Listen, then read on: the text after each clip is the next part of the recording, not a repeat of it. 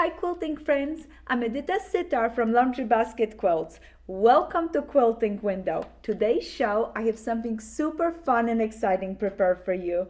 We're gonna be dancing in the rain and playing with some beautiful umbrellas. Isn't it cute? Simple, fun block. I'm going to be making my umbrellas using fusible applique. If you're excited about that technique, come on right over. Let's do it together. What you're going to need is dancing umbrella pattern. In the pattern, you have a clear directions for all the fabric requirements, how much to cut it, all the background, everything that you need. You can be using a layer cake for this project, or you can use a kit. And we also have beautiful kits on our website, right? Just like this one. We have a kits that are fun variety. Go to our website, check it out. We constantly restocking them. This week we have the batik one and few other ones, so go check it out. Now, the next thing that you could use it, you can make this project just with the pattern and a little bit of patience. You're gonna be needing a fusible webbing.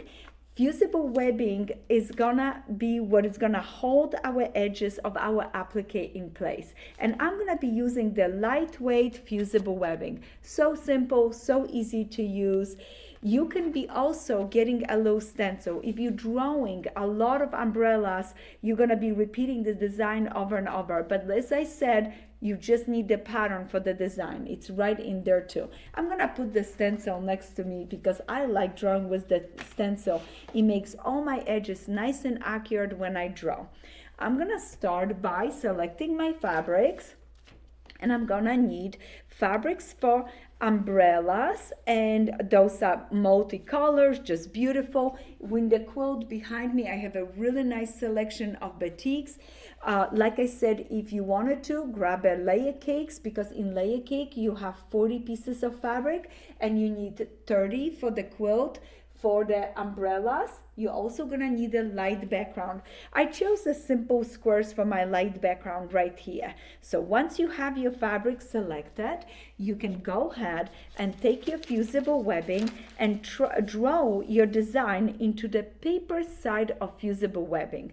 I just wanna step back for 1 minute and just remind you guys that in my patterns, I always have hand applique directions for applique, fusible applique, or machine applique. I'm using the fusible today because it's nice and quick, but if you want to do this project by hand or by machine fusible, by machine applique, you can do that as well. I'm gonna do a fusible applique with a beautiful stitch around the edges to add extra little detail to it, and I'm gonna show you all the stitches. So fusible applique require fusible webbing. This is the fusible on this side, and this is the paper side. I'm gonna take my design and I'm gonna draw it into my fusible webbing. I have to pay attention that all my umbrellas are going in the same direction. Some designs reverse, so if you have to reverse it, you can flip the stencil to the other side. As long all your umbrellas are going, the handle on it is going in the same direction, you're gonna get a fun look like I have it right here. And just comparing to the quilt, for example, if I want my handle to go this way, I need to draw it the opposite way, because when you draw it to the paper, it's gonna flip your design. So right there, I'm gonna place it on my fusible webbing just like this. I'm gonna use a simple pencil. I have this saw line pencil that I use for fabric drawing, but also I can draw it on a fusible webbing. And I chose that one because it's red and it's gonna show really nice in our video. Once I draw my umbrella, I'm gonna finish by drawing my other three components: my handle, the shadow, and my low point. So again, very simple, just drawing Oh, this is so much fun. And especially when you have to draw 30 of them, the templates are so handy. I'm fitting all my pieces nice and snug, but at least a 1/4 inch away from each other when I'm drawing. Why I'm staying 1/4 inch? Because after I fuse it to my fabric, I want to have room to easily cut it. Don't forget that little point that it's gonna go on a tip of your umbrella right there. So I drew all my pieces. Once I finish drawing, I'm gonna go ahead and window out some of the fusible out of the umbrella. I want my block to be nice and soft, so I don't want as much fusible webbing everywhere. It's important that my edges are perfectly fused, but my umbrella, I can window this right out, and I'm gonna have a softer, lighter project. If you do not mind the stiffness, go for it. If you don't want a window, you use a different fusible webbing, like soft fuse, something very soft. I'm using the lightweight heat and bound because it's giving me the best results on my edges. They're always nice and crisp and they don't fray. So I really like that.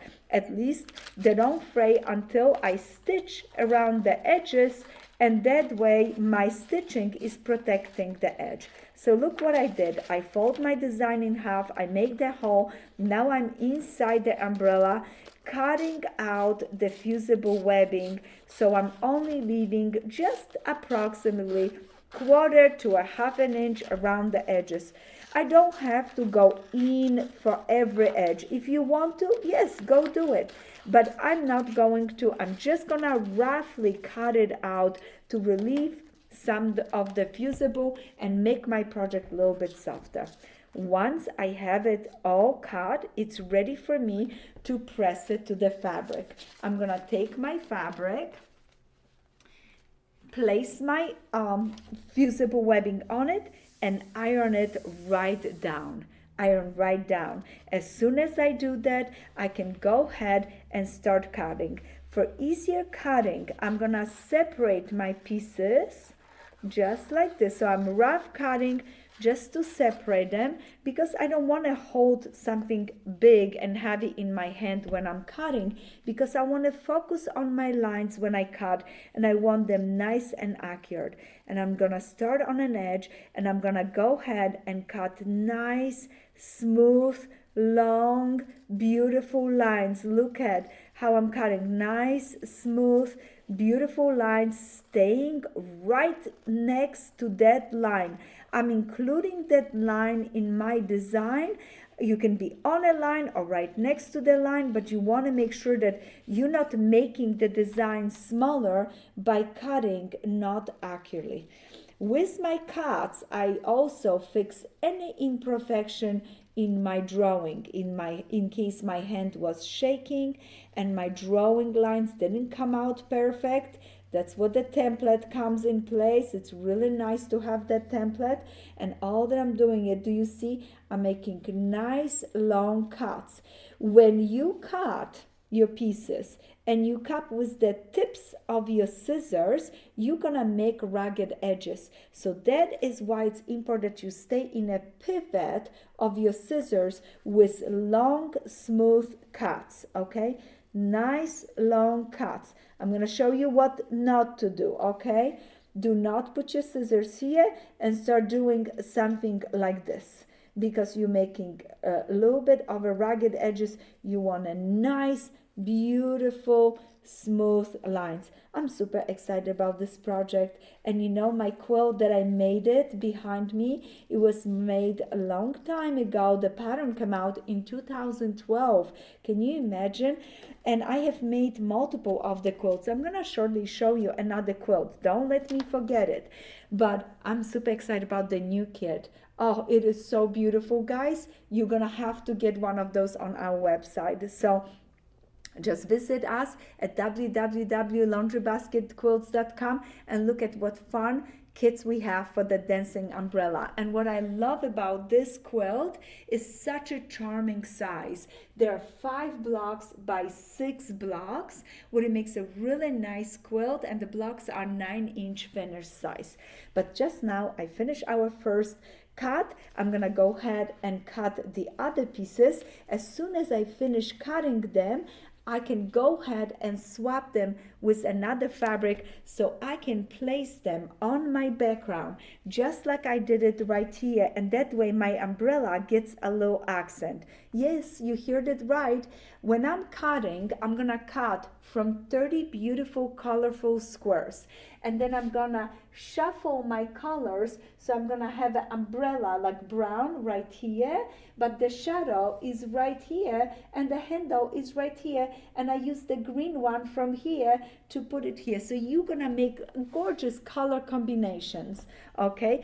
If you only making one, right away plan out that you're gonna iron it to one color, and you're gonna take those accent pieces and iron into another color. So you have to remember to do that.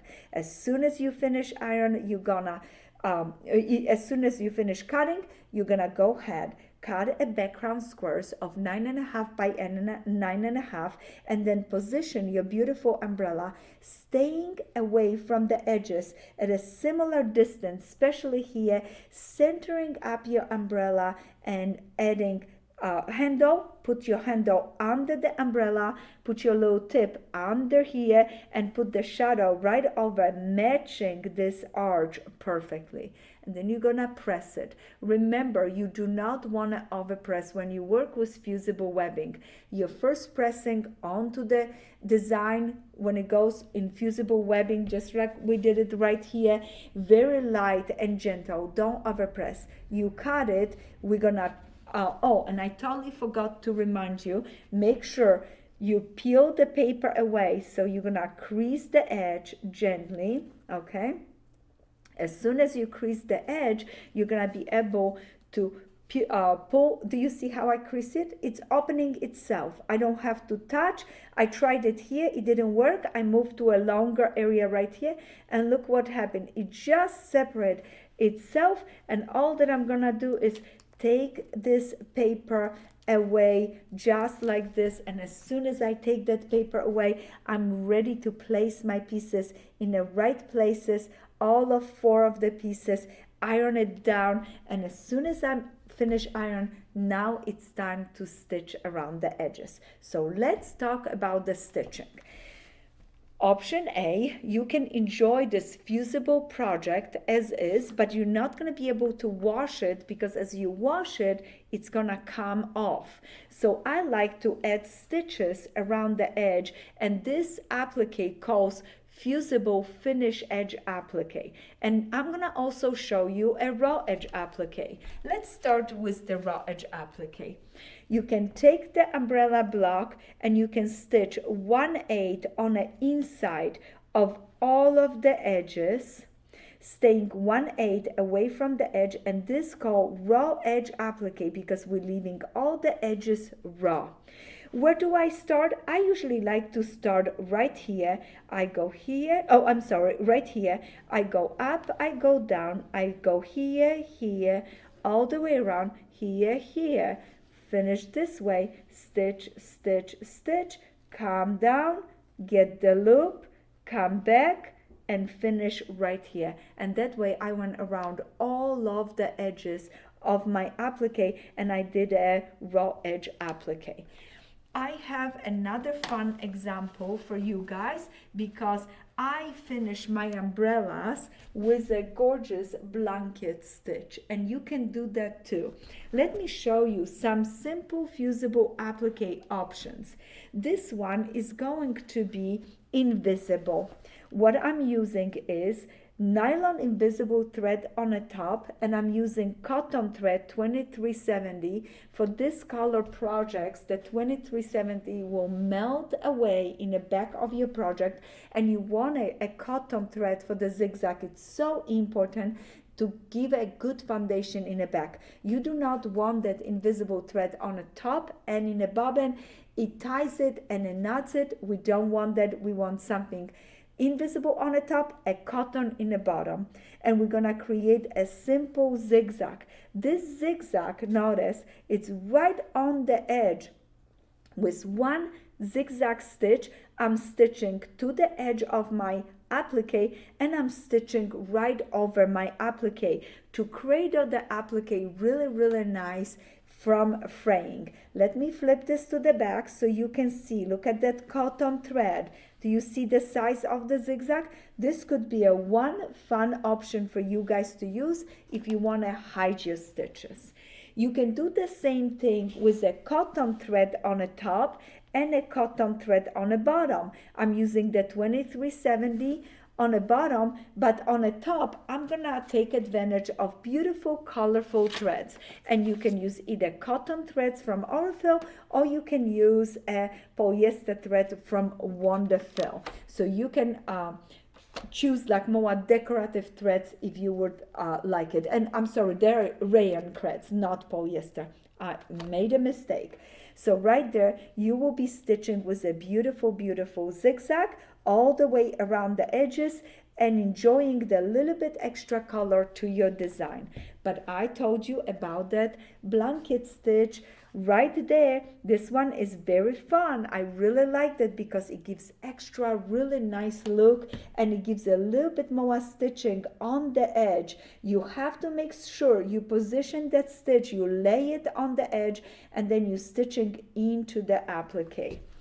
That one is the raw edge applique right here that we already talked about. This one is the easiest one to secure your pieces in place. With the raw edge applique, the edges will fray eventually. With the blanket, zigzag, and invisible thread applique, the edges will stay nice for many washes of the quilt. Now, when you're doing your blanket stitch, it's the same that we did the raw edge applique.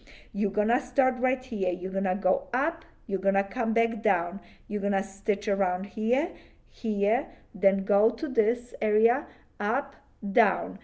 Grab the, pull the thread back, stitch right here because you want to cover all of the edges.